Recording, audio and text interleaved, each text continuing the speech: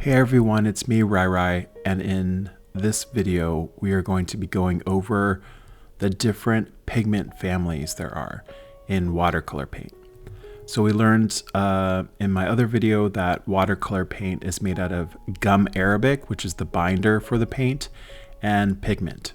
Pigment comes in a lot of different forms and it comes from a lot of different places.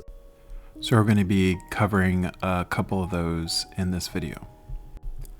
The first pigment family I'm going to talk about is the inorganic pigments. So if you think of something as organic, you think of animals or plants, things that were once living or are living. Inorganic means things that were never living. So if you think about pigments we get from the earth or from minerals, those would be your inorganic pigments. The first ones I want to talk about are the earths. So this is terra verte, the pigment terra verte, or it also translates to green earth. A very classic color used back all the way since the Roman Empire. This is yellow ochre. This is a very classic color for a lot of artists to have in their paint palette. Most people use it all the time when they're painting. They'll usually lay out some yellow ochre.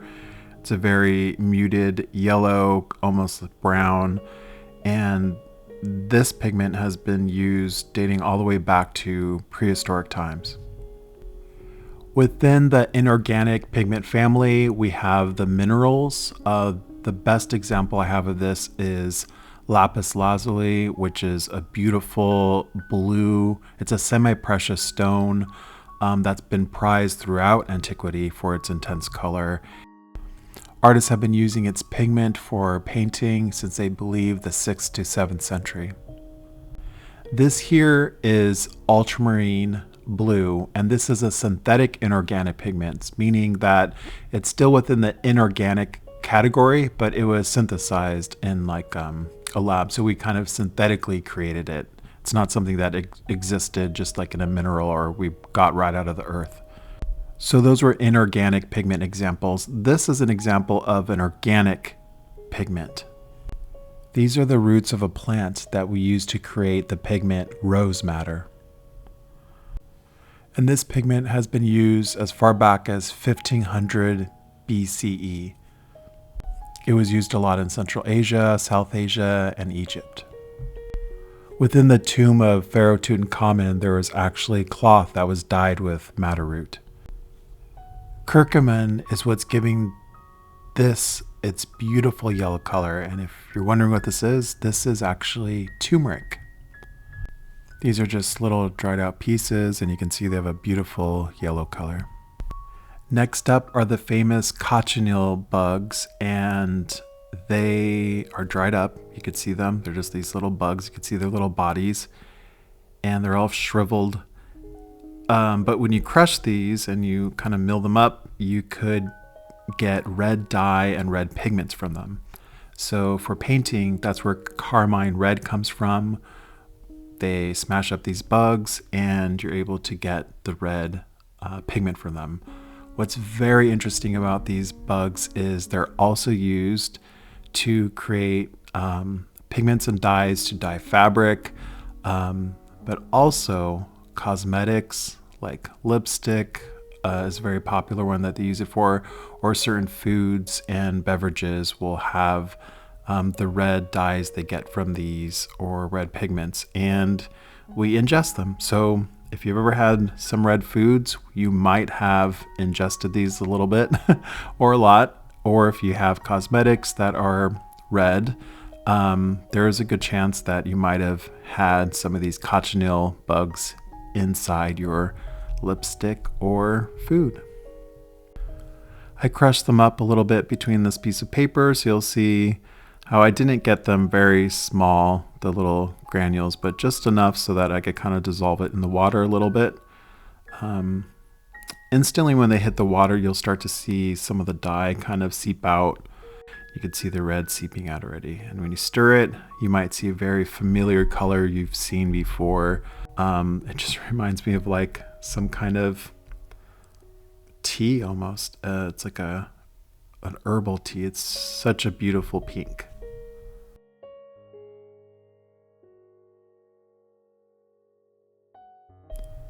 So within that organic pigment family, we also have synthetic organic pigments. A good example of this is phthalocyanine blue. Quinacridone magenta is another one. Your azos, those are all going to be synthetic organic pigments. These aren't pigments that exist in nature. They're ones that have been synthetically created using carbon or organic sources. So here's our lineup of the pigment families. On the left are the inorganic pigments examples that I have, and on the right are the organic pigments. Let's take a closer look at some of them. Here is yellow ochre, and I have a tube of yellow ochre that I'm gonna put out. A lot of these inorganic pigments that are derived from either minerals tend to be more earth toned. They're really light fast, which is great, meaning they're not going to be fading in the sun as much. This is Terra Verte. Remember this one? I have a little tube of that as well. As you see, it's not a very vibrant green. That's why we call them these earth tones, because they are very muted and natural occurring. You don't have to dull them down to kind of resemble nature. They will naturally kind of look like the earth. Things that you would assume would be kind of on the ground. This is raw umber.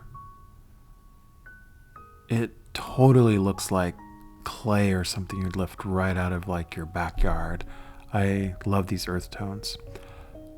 Lapis lazuli, I do not have paint made of this. It's a very expensive pigment. Like we said before, a semi-precious stone. But with the miracle of science and chemistry, we're able to create something really close and spot on called ultramarine blue, which is what this is. It's a synthetic inorganic pigment that was created to replace having to grind down lapis lazuli and use that semi-precious stone. Now we have a much more affordable way to get those brilliant colors. Cobalt blue is a fine example of a synthetic inorganic pigment as well. It's derived from inorganic pigments, and you get this beautiful blue. We all know cobalt, it's one of those classic colors. If you don't know about paint, you might not know about cadmiums, but if you have ever painted before, you've probably heard of these colors. We have cadmium yellows, we have cadmium reds, cadmium orange. Cadmiums create these beautiful, high intensity, opaque pigments. And these are synthetic inorganic pigments. So again, they're derived from something that was never living. So they'd come from like minerals and we would get a chemical reaction that would create these colors. So we have either from minerals or metals. In this case, you could have all your whites are also synthetic inorganic pigments, your titanium, your zinc whites, and in this case, these colors, the cadmiums, they're also derived from inorganic material synthetically. If you've ever seen my oil paintings, you'll know that my favorite color is cadmium red medium and cadmium red light. I just love the vibrancy of cadmiums, and there's something that I have to put in like all my paints. Anyone remember these? This is the rose madder root and the rose madder pigment. Again, it comes from a root, something that was living or living, so it's an organic pigment. Oftentimes, these organic pigments aren't very light fast. In this case, rose madder is considered sometimes a fugitive color. So this is rose madder genuine. The light fastness on it might not be as strong as if we were to create it synthetically. But there's something really beautiful sometimes and delicate about these natural pigments. This is Indian yellow, and it used to be made from feeding cows mango leaves, and their urine would come out this very kind of deep yellowy mustard color. Now, paint brands aren't going to be using this old classic technique, but thanks to companies like Winsor & Newton and stuff, they'll find ways of synthetically creating these colors from art history that we could use without having to have them being such fugitive colors or without having to feed cows a bunch of mango leaves. So thanks to the miracle, again, of chemistry and everyone who puts these paints together. In this example, on the left, I'm painting inorganic pigments, and on the right, I'm painting organic pigments. I just want to show you the difference in kind of the feel of the paint. You really have to feel it hands-on, but hopefully I could show it a little bit on camera. On the left, you have yellow ochre, and on the right, you have Indian yellow.